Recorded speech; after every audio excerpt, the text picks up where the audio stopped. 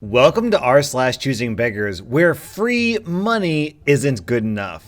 Our next story is from JonathanLB. This subreddit made me remember my ultimate story on this subject as far as baffling behavior. My lifelong friend wanted to live in my condo that I wasn't actively using because I had relocated to another city, an apartment, before I was going to then rent out the condo. I told him that he could use it for a small amount of time until he found his own place, maybe even 6 months, just not for too long. I paid $280 a month in HOA dues. It had a pool, security, etc., and property taxes ran me about $200 a month. Plus, the electric bill was then assessed by unit each month. I told him he could stay at the condo for $550 a month just to keep it going, and this was in Southern California. He agreed to pay, didn't seem to grumble or anything, and I honestly thought I was doing something really nice for my longest time friend. An 820 square foot condo with a pool for $550 a month in California. You're just not going to find that. I wasn't making a dime off him, I just didn't want to lose money and subsidize his lifestyle out of my pocket. Fast forward a few months, my other friends all informed me that he's been texting them about what a bastard I am that I'd charge him rent to stay there. Like, how could a friend charge money for that? My friends didn't know what was the deal, so they asked me and I told them I'm not charging him any rent. I'm literally just asking that he pays the cost of the unit and nothing more. For reference, when he left eventually, I rented it for several years at $1,300 a month, so he was not even paying half of market rent. I owned the condo free and clear, so I had lower costs with no mortgage, thus allowing me to charge him less and break even.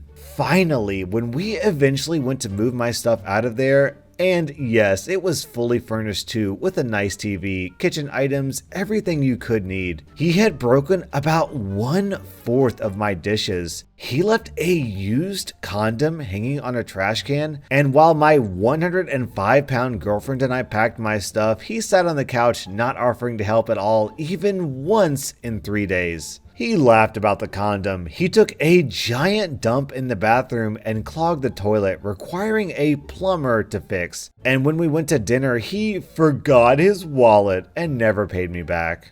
He even woke us up early after we were up late packing by talking on the phone with online friends he met on various chat forums. We didn't remain friends long after that, needless to say. I couldn't believe just how oblivious that is to get such a good deal, then badmouth the person for doing you a favor and trash their place. I spent a bunch more on housekeeping, and my real estate agent who was renting it out after he left said the housekeeping service had never seen a place so filthy. We noticed that also, besides the condom, there was dirt and filth everywhere.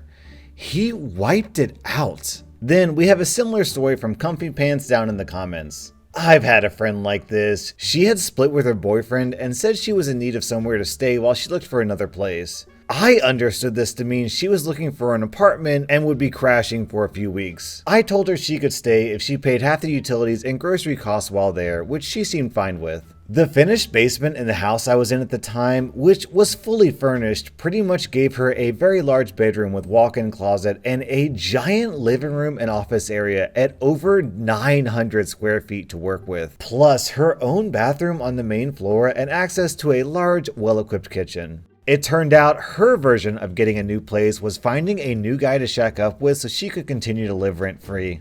When I told her how much she owed after the first month, she complained that she didn't eat much and didn't use the internet or watch TV, so she shouldn't have to pay for those things. I told her the other option was that she pay 1/3 of the mortgage for the living space, which was significantly more costly. She threw a fit about how terrible of a person I was for asking that of a friend. A couple of weeks later, while I was out of town for the weekend, she packed up her stuff, and some of mine, and left to stay with another friend. I returned to a note that pretty much said she'd left, she wasn't going to pay for the additional time she'd been there, that I was a greedy jerk, and she was done with me unless I apologized for being so inconsiderate to her in her time of need. I checked out the space she'd vacated to find mold everywhere. She had run humidifiers 24/7 the whole time she'd been there, with no fans to circulate the air. I usually ran a dehumidifier to keep that from happening. I had to hire someone to decontaminate the space and throw away half the furniture. A few months later, she sent me an email trying to make up after she'd pulled the same stunt with a few other people and had nowhere to go. My response email contained only an itemization of the costs I had incurred cleaning up the biohazard she had left behind, and replacement costs for the furniture she'd ruined. Man, it almost sounds as bad as my roommate. He's been waking me up at 6 a.m. every morning. He eats all my food. He hasn't spent $1 to pay for rent or groceries or utilities. And to top it all off, he regularly relieves himself on my kitchen floor. He's lucky he's an adorable little puppy whom I love more than life itself, otherwise I'd probably have to kick him out. Our next post is from bubonis. This happened earlier today. I had dropped my daughter off at an event and had about 90 minutes to kill, so I decided to head one town over to pick up a few geocaches that had been taunting me. After my second geocache hunt, I parked across the street from a little bodega to see where I should try my luck next. As I'm going through the nearby geocaches on my phone, I noticed a man begging for money from passersby outside of the bodega. I found a likely cache, then decided to buy a bottle of water at the bodega. Sidebar, I drive a 2010 Chrysler 300C all-wheel drive. I inherited the car from my mother when she passed away in December 2017. It's not the type of car that I would buy for myself, but it runs well and I have few complaints about it, so I drive it. I left my car, crossed the street, and sure enough, the guy asked me for some money for some food. I was feeling generous and it was a nice day, so I reached into my wallet and handed him a $5 bill. Given the neighborhood, the odds were good that he'd use it for drugs, but whatever. I went inside, bought my water, and left. As I walked out, the man stopped me. "Hey brother, you have anything else for me?" "Excuse me?" "I mean, you must have lots of money driving that big car of yours." "Didn't I just give you $5? "Yeah, man, but that's chump change. I'll bet you got plenty more on you right now."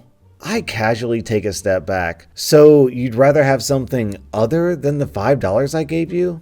"Yeah, how about it?" I smile. "Sure thing." I pull out my wallet. "Where's that $5 I gave you?" He hands me back the $5 bill. I take it. I don't know what I was thinking. I'm so sorry. I put the $5 bill back into my wallet and pocket the wallet. Have a great day.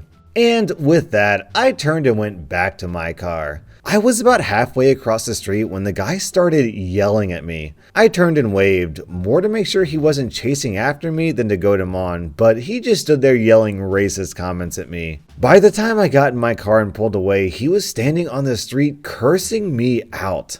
I waved and left. How entitled do you have to be to say, "Hey, stranger, this free money you gave me isn't good enough"? Our next post is from melindseyme. Am I the butthole for borrowing my roommate's car to drive cross-country without telling him exactly where I went? Keeping it short, I live with 3 people, 1 guy, 2 girls. I'm a girl too. The guy and I are good friends and we help each other with small favors from time to time. We're all in university. Over spring break, I told him I didn't know where to go yet because I didn't have a car. He said he's going home to see family, so I could use his car to drive to spring break stuff with friends. I thought that was super nice, as his car is very nice as well, a Mercedes SUV. So he goes home, and I get my best friends together for a spring break road trip. We end up driving to Las Vegas from Maryland, which was a huge drive, but super fun. When I get back, my roommate asks how the trip was, and I tell him, and he freaks out. He said he assumed we were just gonna drive to the beach or something, like just a few hours away, not almost to the West Coast. I told him he didn't say anything about distance when he lent the car to me, and it's unfair to get mad at me when he didn't bother to say anything.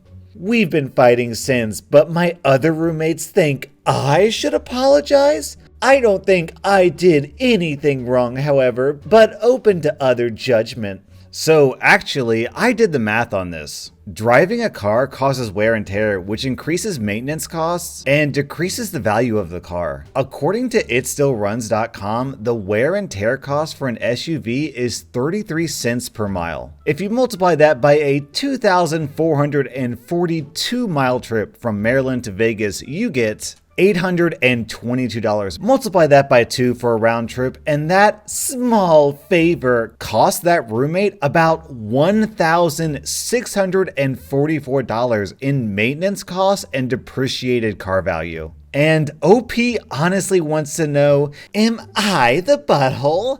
How? Our next post is from zxepxv. Hi guys, looking for a new job opportunity, $70K a year, weekends off. I have 5 holidays this year, a few festivals, and want to be done by 3 p.m. every day apart from Fridays. I want to finish at 12 on Fridays. DM me. Thank you. When Choosing Beggars say, hey, do you mind if I crash at your place for just a little while I look for a new job? I think this is what they mean by look for a new job. Our next post is from SpiritedDesk. Hey, utilities from last month were $70 and still have to be paid to the apartment people. Do you need me to do another rent breakdown? I know you said you weren't going to pay utilities in your email, and I don't know what that means.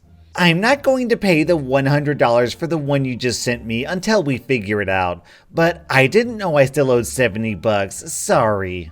No worries. Hey, just a friendly reminder, you still owe utilities, and I don't want to get a past due from the landlords when we are trying to lower the bill for this month.